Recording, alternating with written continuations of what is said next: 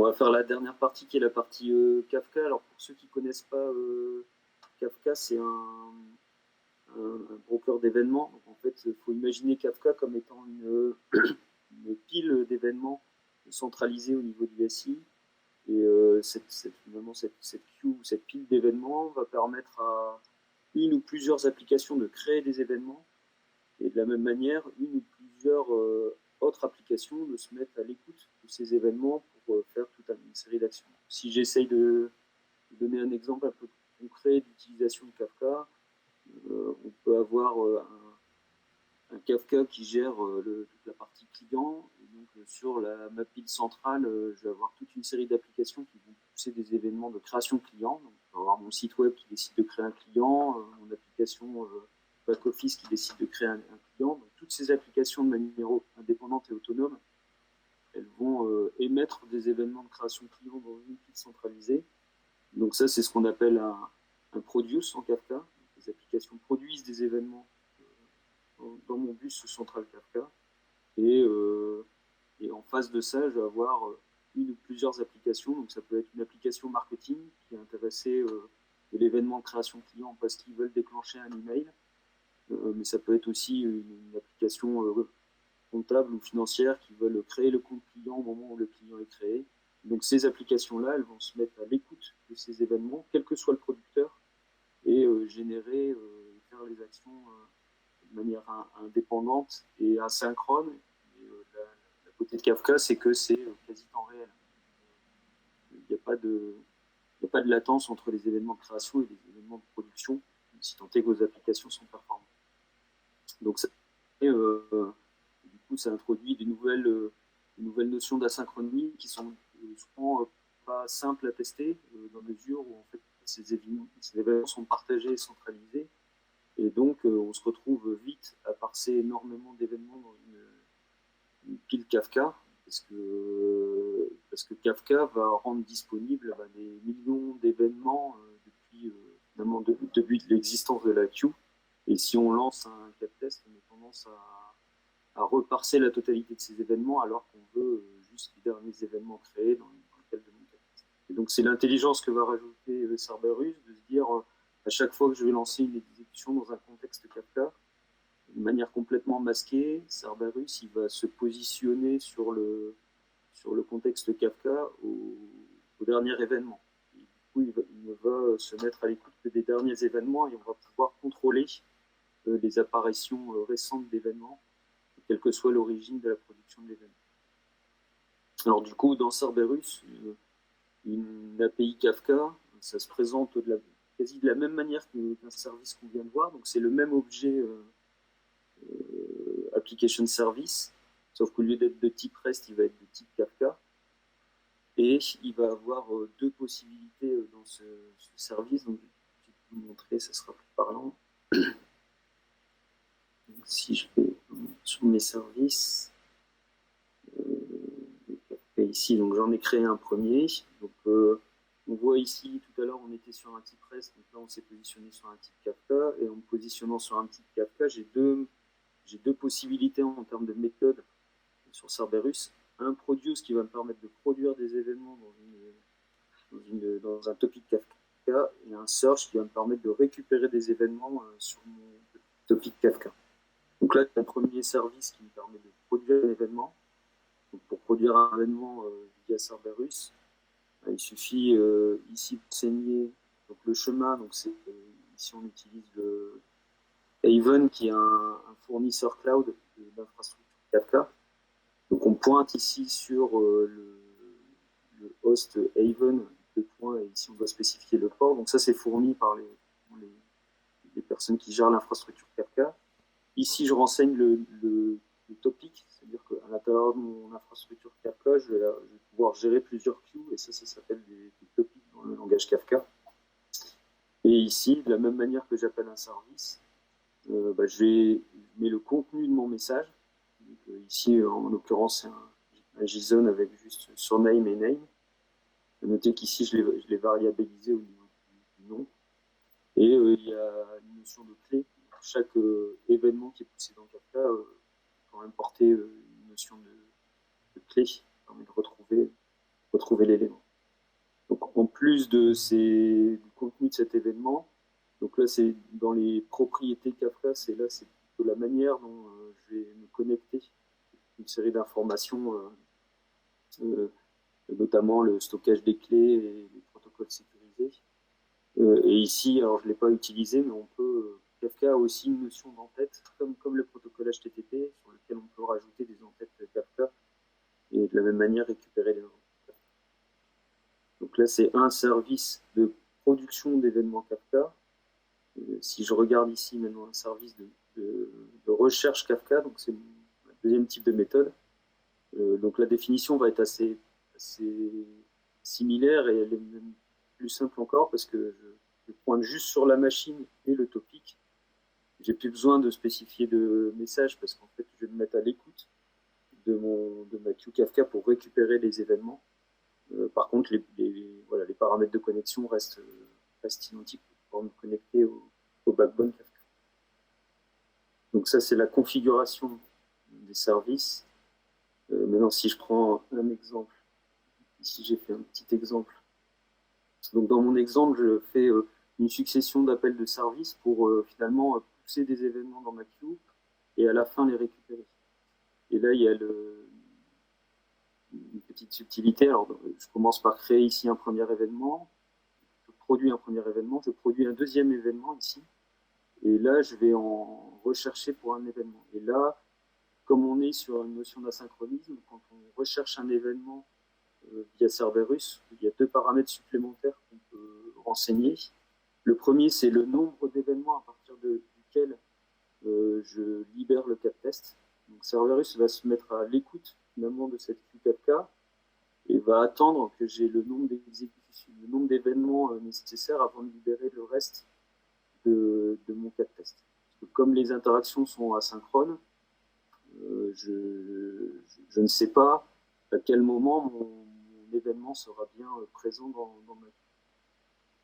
Et je peux attendre soit un nombre d'événements ou je peux attendre une durée. Parce que après, le nombre d'événements, peut-être qu'il va, au bout d'un moment, il va ne jamais arriver. Et donc, je suis quand même bien obligé de dire à Cerberus, au bout d'un certain laps de temps, on considère qu'il n'arrivera plus. Il faut quand même bien libérer le cap test pour finir les actions du cap test.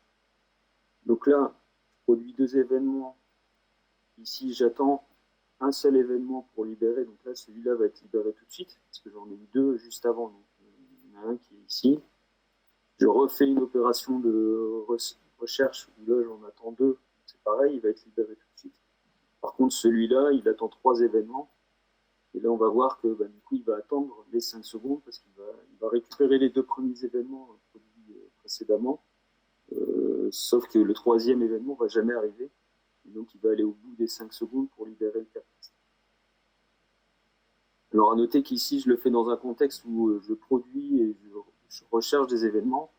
Là où c'est plus intéressant, c'est de finalement tester que si par exemple j'appelle mon service de création de client, si je reprends mon exemple de tout à l'heure, je fais un call service de mon service qui crée le client et après je me mets sur un call service de recherche et je vérifie que cet appel de service a bien produit mon application de création de client. Elle a bien non seulement créé son client, mais elle a aussi poussé l'événement de création de client et là je serai capable de vérifier que l'événement que je récupère côté Kafka il est bien conforme au client que j'ai créé précédemment par l'appel de mon service. Alors, on va lancer l'exemple.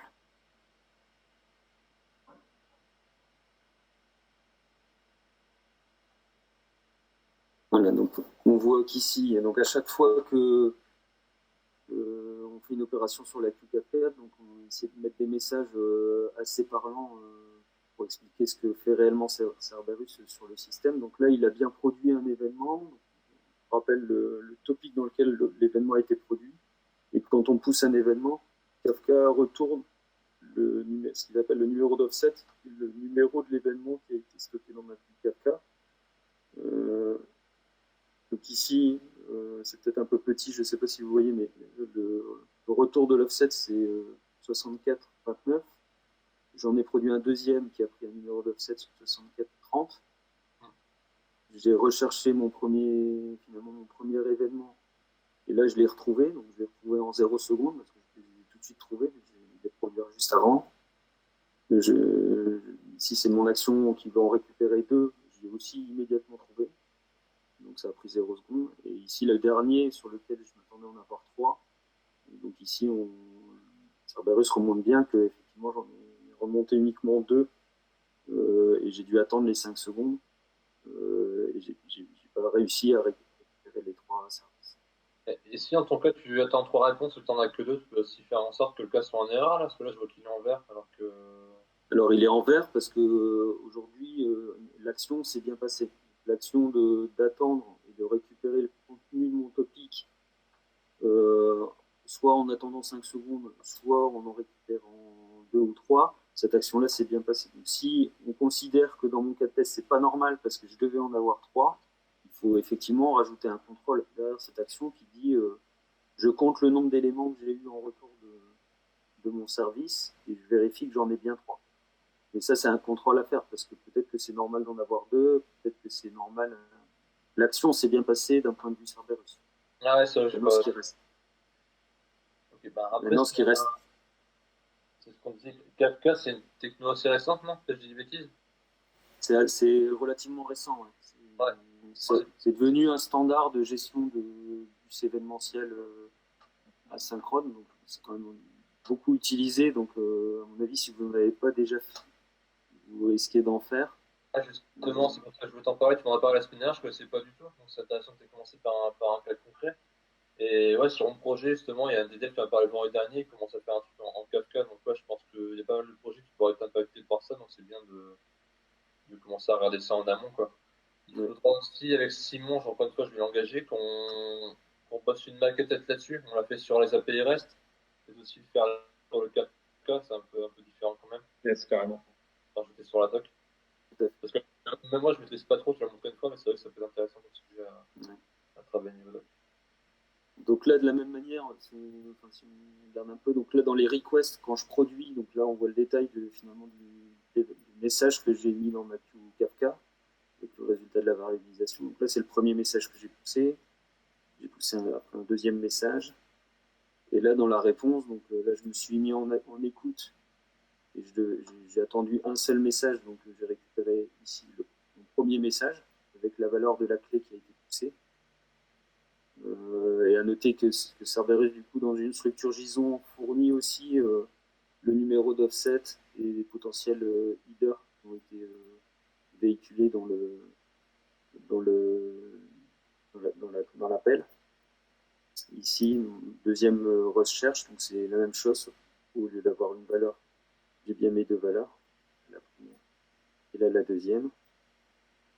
Et si j'en ai récupéré 3, ben là j'ai bien effectivement la même chose parce que j'avais pas produit de troisième événement. Donc c'est un peu la même logique qu'un appel de service en retour HTTP, c'est que Cerberus met à disposition un objet JSON dans lequel on peut faire des JSON pass et tester un peu n'importe quelle valeur, qui reprend le maximum d'informations qu'on peut vouloir tester. Donc on peut vouloir tester des entêtes, on peut vouloir tester des numéros d'offset, des partitions, le contenu de mon message avec les valeurs de clé ou le contenu réellement de chaque événement dans la. Voilà.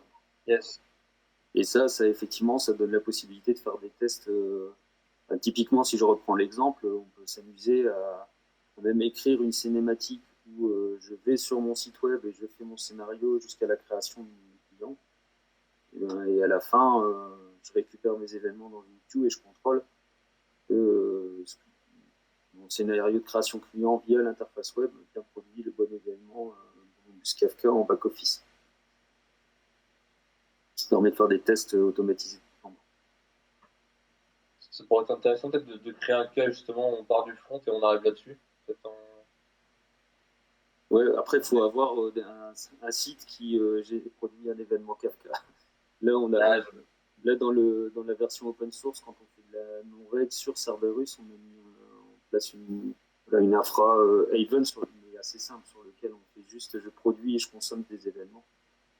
Après, effectivement, si on veut tester des applications entre les deux, il faut trouver un exemple de site. Je ne sais pas si Redux le fait déjà. Je pense que Redux commence à le faire. Sinon, pour prendre Damar, ils vont se faire vraiment le test sur leur site. Oui, mais je pense pas que Damar publie un événement Kafka Ouais, bah sur leur site. Pas encore. Yes, je vois qu'il n'y a pas de questions sur le chat.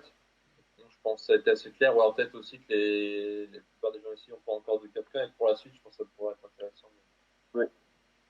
L'idée, c'est effectivement que vous sachiez que ça existe et que, effectivement, si vous entendez parler de Kafka, sachez que c'est tout à fait faisable et testable via serveur. Ouais. Bah, vu qu'il n'y a pas de questions, je pense qu'on a fini la presse. Il n'y a plus d'autres sujets. Non, c'est bon. Hein. Ça roule. Donc, dans le Slack Cerberus, on va mettre l'identifiant pour accéder au Cerberus de démo, pour ceux qui veulent piocher un peu ce qui a été fait, quoi, ou s'inspirer. Les maquettes Figma, je voudrais d'abord terminer les templates pour faire ça un peu plus au propre, parce que je l'ai fait la semaine dernière, faire un truc un peu plus carré, même pour les prochains meetings. Et après, ce qui est intéressant, c'est de récupérer les mails de ceux qui sont intéressés pour que vous puissiez justement jouer les maquettes et puis consulter la doc dynamique finalement. Que par la suite, on compte rapatrier dans la documentation V2 de Cerberus de notre. On n'a pas le temps de bien lancer là-dessus, mais